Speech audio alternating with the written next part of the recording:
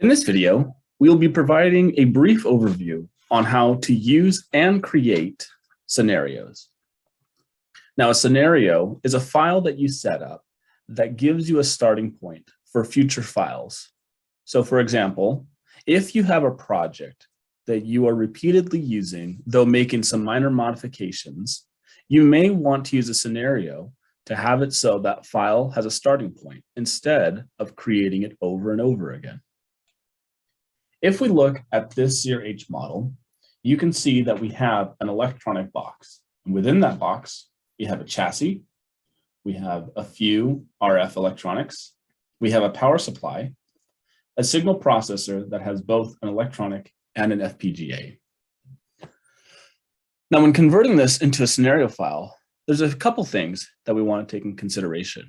First, which parameters do we want the users to address?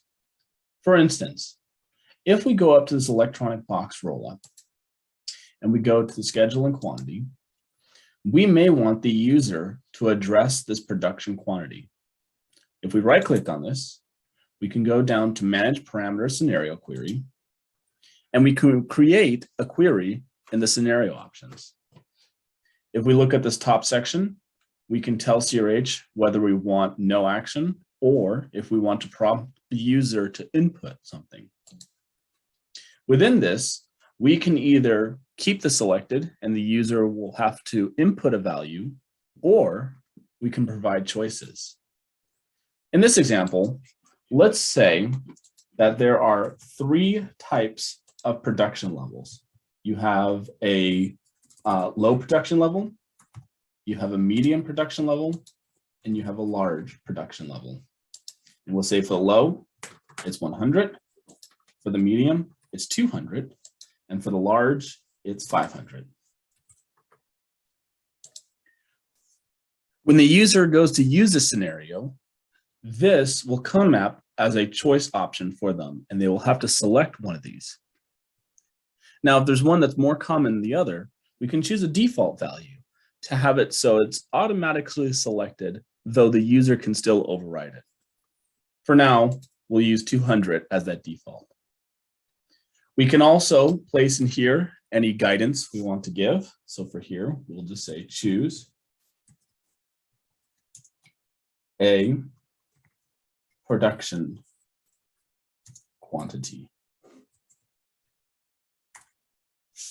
And we'll hit OK. And now we have set up a scenario for the production level.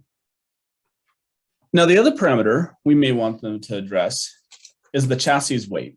So if we go to chassis and go to parameter, and then right-click, and then again go to that Manage Parameter Scenario Query, you will see that same parameter window pop up. We will prompt the user to enter for this parameter. However, we may not know what the chassis will weigh.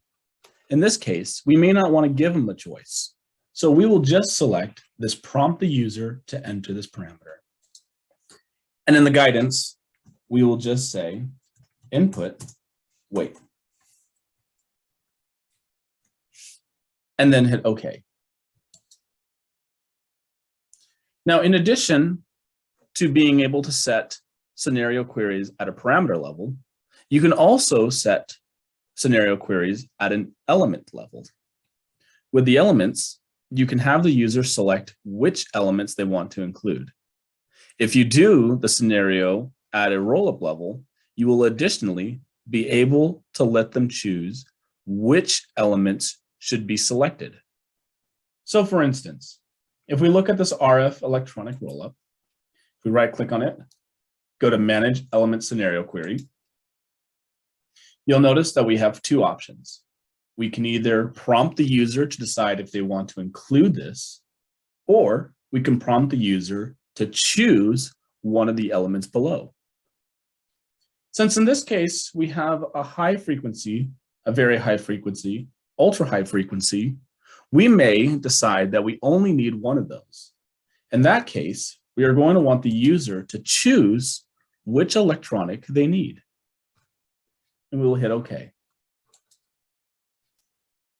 For the FPGA, we may decide that this may or may not be included. In this case, we can right-click on the FPGA directly, go down to the Manage Element Scenario Query, and we can let the user decide whether or not to include it. Again, similar to the parameters, we can also input some notes.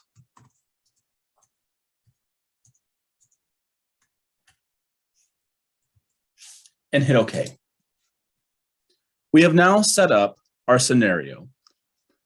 To save the scenario, instead of going to the save file here, you will instead go to the advanced and then select the save as scenario. However, be careful, because when you save a scenario, it will only save what you have selected.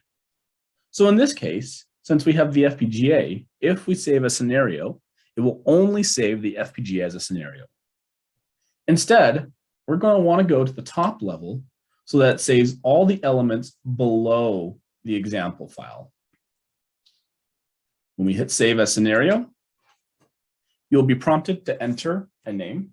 And so we will go electronic box. We'll hit save. And then you'll be prompted to enter some properties to this scenario file. So for now, we can keep it as example because that's what's here. For subject, we can call this electronics. And for company, we will say Galarath. You can also fill out manager, author, key category, keywords, and comments. And now we have officially saved our scenario. What's important to note, however, is if you look at the top, you can see that there is no file name associated with the SEER file. That's because while the scenario has been saved, the file itself has not been saved. So if this file is important, you should save it before exiting out. Now, if we open up a blank SEER model,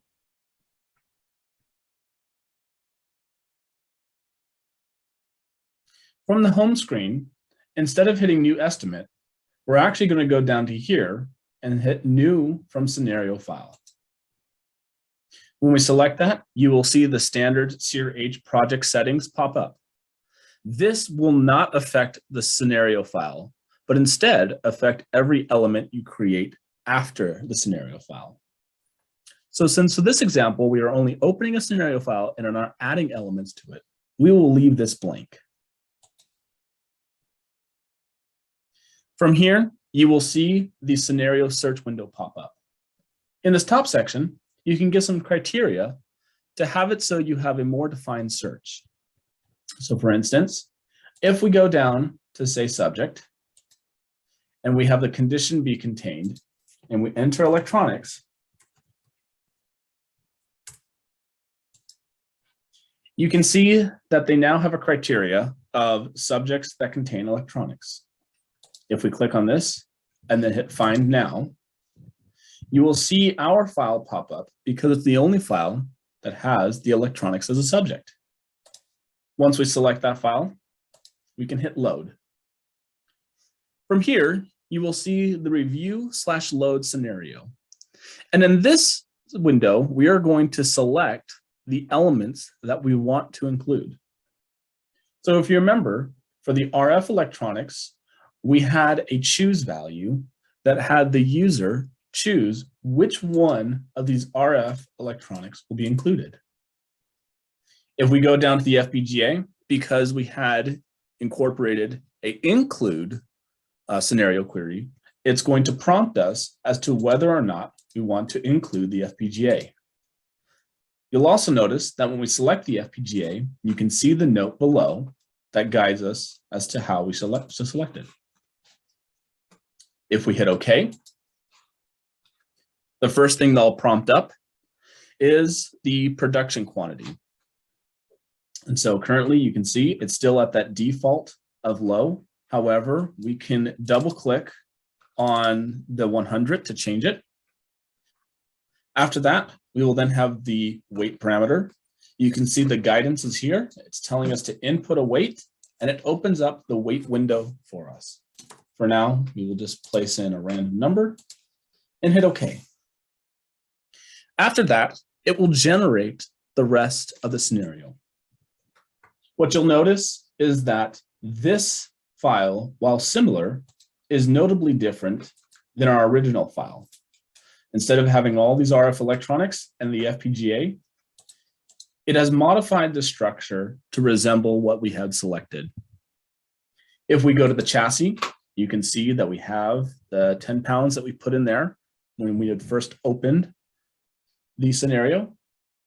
And if we go to the electronic box rollup and we go to the scenario and quantity, you can see instead of being that 200, it reduced it down to the 100 that we had selected. We hope you found this video helpful. And as always, if you have any questions or concerns, please feel free to reach out to the Galarath support team.